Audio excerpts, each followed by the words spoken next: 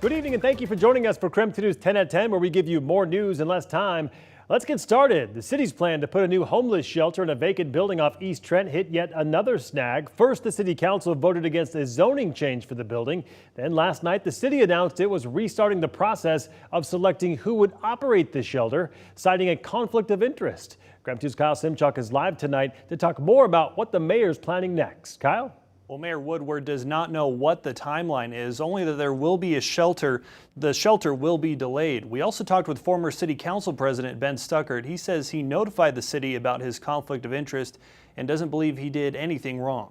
After looking at roughly 100 sites, Mayor Nadine Woodward says this building on East Trent is still the best option for a new homeless shelter. The question that remains is who will operate it. I don't know what the timeline is now. I'll just tell you that the shelter will be delayed. 3 organizations submitted their own proposals, which were evaluated by the city's Continuum of Care Board. Former City Council President Ben Stuckert is the board chair, and he's also listed as a project manager for Jules Helping Hands, one of the organizations trying to score that city contract. He should not have been part of the discussion about who that provider was going to be. Stuckert says there was a conflict of interest on his part, and he told the city on March 31st and mentioned it during several meetings. He also recused himself from voting on a shelter operator. If they thought I should keep my mouth shut in the meeting, then they should have said something over the last 3 weeks instead of scheduling their meetings around me. The mayor's office announced they are restarting the selection process and creating a new committee to review organizations. The city's very angry. Nadine's very angry that her proposal didn't get rubber stamped by the Continuum of Care. We have people on the street right now, and all of them lose in this political battle. Many people living at the homeless camp off I-90 in Freya say they don't want to be in a shelter with hundreds of other homeless people. They want their own space, even if it's just a tent. The DOT field is not humane for people who are unhoused. People are dying in those tents from overdoses. Once more shelter beds are available, the city will have the authority to remove homeless camps. But again, if those people in the tent say, I want to be in a tent, we want to be in a tent city. Yeah, we're not sanctioning. The city of Spokane, under my leadership, is not sanctioning tent cities. And this wasn't the only roadblock for the shelter this week. On Monday, city council members couldn't pass an emergency zoning ordinance needed for the shelter site on Trent. Council President Brian Begg says the council could decide to revisit the topic soon. In the newsroom, Kyle Simchuk, KREM 2 News. All right, Kyle, thank you very much. And now to our night beat with a quick look at the day's top stories. The Spokane County Sheriff's Office is raising money to buy Ring doorbell cameras for survivors of sexual assault. Because a lot of times that power has been taken from them. And they've said that they would benefit from having a surveillance system on the exterior of their house just to give them a sense of security. The Spokane County Sheriff's Office Sexual Assault Unit is running that fundraiser since April is Sexual Assault Awareness Month. According to the Spokane County Sheriff's Office, even if a sexual assault perpetrator is arrested, they are often released without bond while pending trial, and oftentimes with limited supervision. Detective Brad Humphreys, who you just heard from right there, hopes to raise enough money to buy at least 10 Ring doorbell cameras, but he says they'll buy as many as they can afford with the money that they're able to raise. The fundraiser runs until the end of the month, and for a link to that GoFundMe page, just head to our website, krem.com. An Idaho judge has set the date for the murder trial of Lori Vallow for October 11th. This comes after Vallow declined to waive her right to a speedy trial at her arraignment yesterday. Vallow and her husband, Chad Daybell, are accused of murdering her 2 children, 16-year-old Tylee Ryan and 7-year-old JJ Vallow. During her arraignment yesterday, Vallow stood silent, prompting the judge to enter not guilty pleas on her behalf. Prosecutors are seeking the death penalty for Daybell, but they have not yet indicated what punishment they'll seek for Vallow. A new COVID-19 testing location opened in Hayden on Monday, as reported by our news partners, the Coeur d'Alene Press. It is the first site in Idaho for the public health service startup Curative, which has dozens of sites in Washington, including right here in Spokane. The testing trailer is on the parking lot north of the Prairie Shopping Center between the Hayden Library and the Hayden Discount Cinema.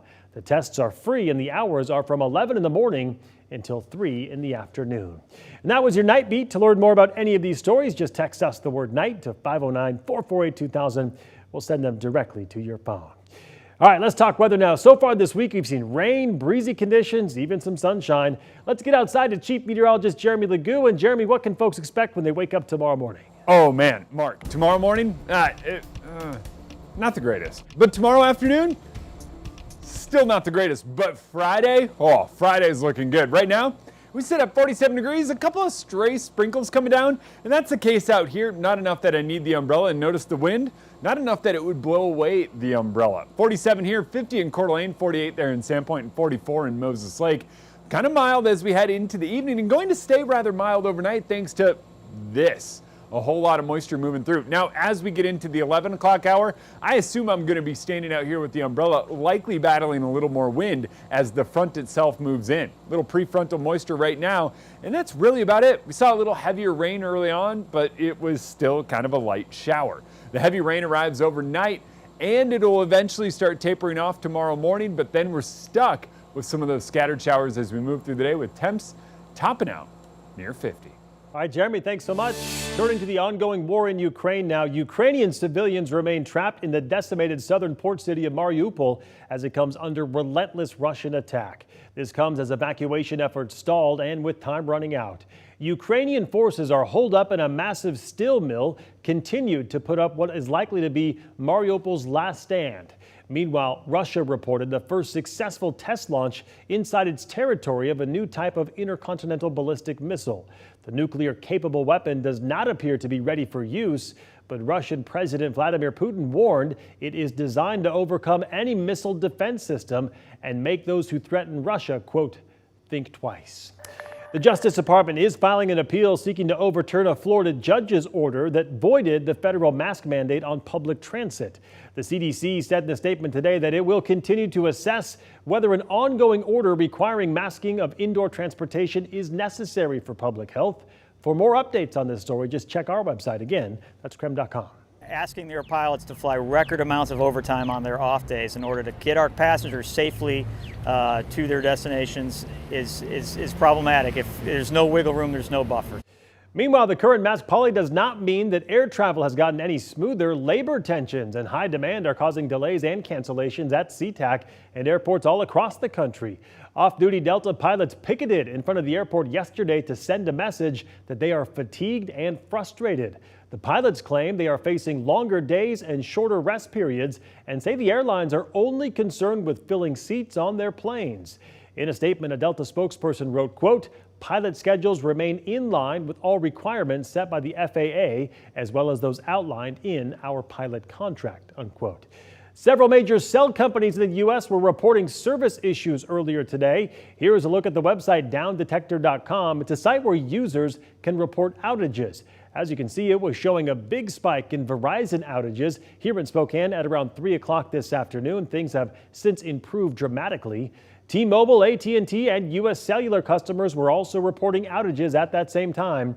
We did reach out to Verizon, and they said they cited a fiber issue at the network as the cause of the disruption. By the way, if you are still having problems with your phone, Verizon urges you to restart your phone.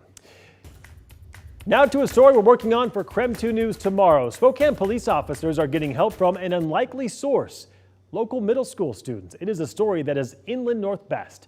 Kim Taylor's engineering students at Sacagawea Middle School have been coming up with solutions for problems that officers face in the field. They've used CAD programs and 3D printers to create grasping mechanisms for the bomb squad robot so it can do things like pick up keys and open doors. And more recently, they designed and developed a piece of equipment that allows the SWAT team to use their drone in situations where it can't fly. It's essentially a 3D printed box that holds the drone, and it's mounted on that extendable pole so officers can use the drone's cameras to search tight spaces like attics and crawl spaces. Police say the students' creation works really well. It was incredible to see them get to be faced with a real world problem, and then all the way through from design to printing to actually being able to watch that clip from the RV and see things that they had created in their classroom at the middle school level actually used for real life stuff. Well, KREM 2 was there as the SWAT team used the middle schooler's creation to search an RV where a robbery suspect was holed up inside. That was just last month. It allowed them to use the drone's thermal imaging camera to see where the suspect was hiding at the time. So we will hear from the students behind the creation, their teacher, and from police coming up tomorrow on KREM 2 News at 6. And that was your KREM 2 News 10 at 10, where you get more news in less time. But don't go to bed just yet. He was recently convicted of killing his ex-wife in Brown's Addition, but months before that murder, investigators say Nathan Beal killed another man in Spokane as practice.